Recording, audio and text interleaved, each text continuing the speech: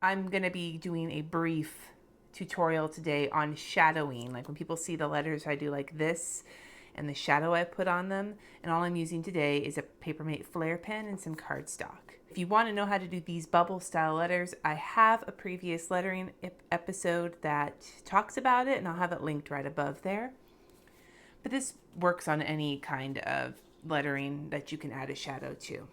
So the important thing when it comes to creating shadows on anything, lettering or otherwise, is to think about where the source of light is coming from. So when you're doing something that's going to be shadowed, like I'm going to write like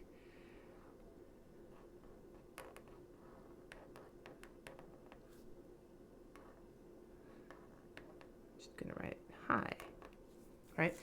You want to shadow these letters, you have to think about where the shadow is coming from. Now, I'm not saying draw a sun on your picture because that's kind of ridiculous, but you can if you want the visual aid. I just suggest you do it maybe not on the final piece. So think about where the sun's coming from. For example, let's say you have the sun over here, like this is your source of light and it's shining down in this direction. Your shadow that's going to be cast by this is going to be cast in this area, which is the area I tend to shadow. This is just my favorite comfort zone of shadowing, is on the right hand side of an object and on the bottom part of an object.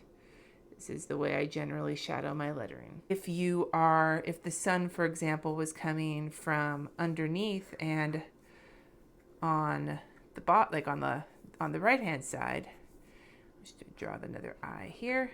If this is where the sun is coming from, then your shadow is going to be on the top and on, this is janky, but whatever, on like this way. This will be how the shadow plays, so whichever way your source of light is coming, think about where the shadow would get thrown. So that's how you determine, like, for example, you're not going to do, like, if you have a letter, you're not going to have part of a shadow here and then part of a shadow here. Like that doesn't make any sense. You want to have them connected. It's always going to be either one long side and one short side of any given letter, or a top or bottom side and a right or left side is going to be the majority of the shadow for this simplistic shadow making. So I'm going to draw some L's for Llama's Love Lettering here because I want to talk about, these are all not perfect, but again, just making them fast.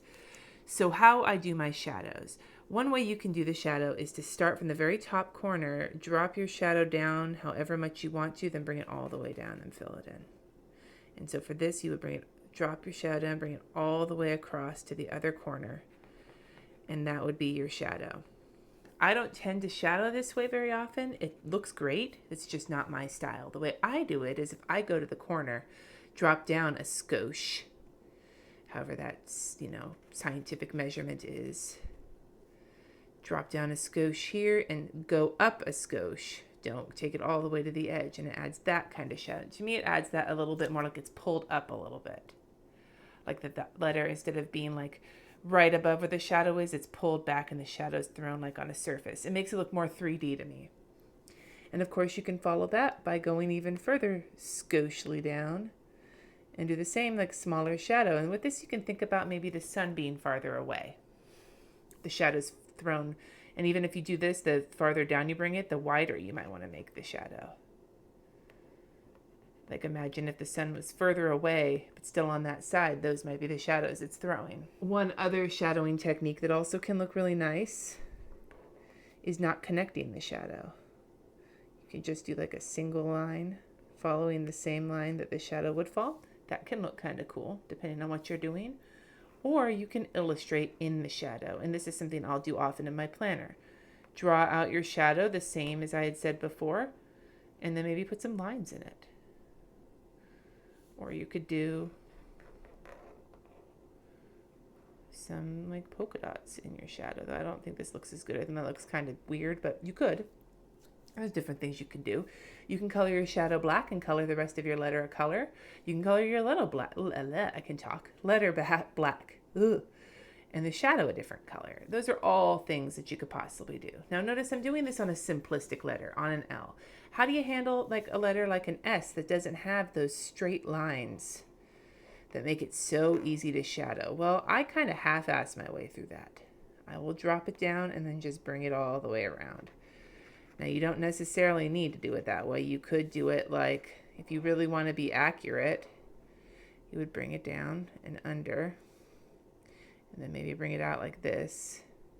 And that would kind of be the more realistic shadow. But honestly, I do it like this because it's faster and it's less of a pain in the ass on my part. With any of these letters, like say take an R.